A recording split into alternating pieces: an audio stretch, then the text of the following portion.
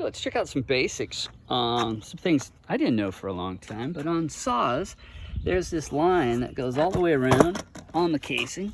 Here it is again, right there and there, and it's on this side as well. On this side, it's a little groove, but that line all the way around is to help you line up your target and the drop zone. So when you're making your V-cuts, your pie cuts in a piece of wood, like this telephone pole or something, you keep this line right here lined up in the direction you want the tree to fall.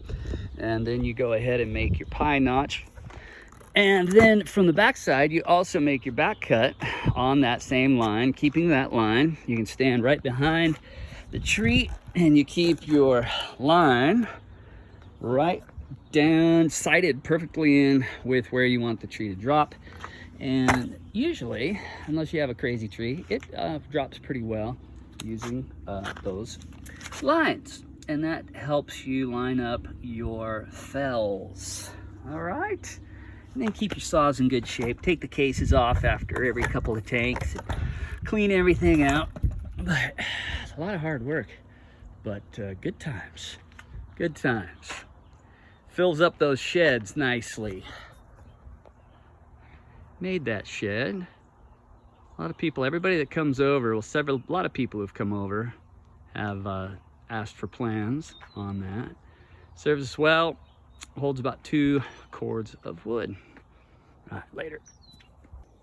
All right, good morning. We're gonna try to take this pine, it's about 80 feet tall. We're gonna try to drop it right down between these posts up the hill.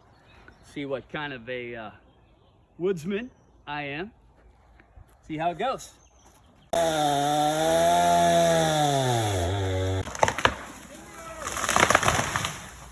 All right, hey, not bad. Didn't break off any of those posts. Saved most of this volunteer plum. And didn't create too much of a mess up here. Missed my target by about 4 feet, but not bad. It was a pretty easy tree to fall to though. It was already kind of leaning, but success.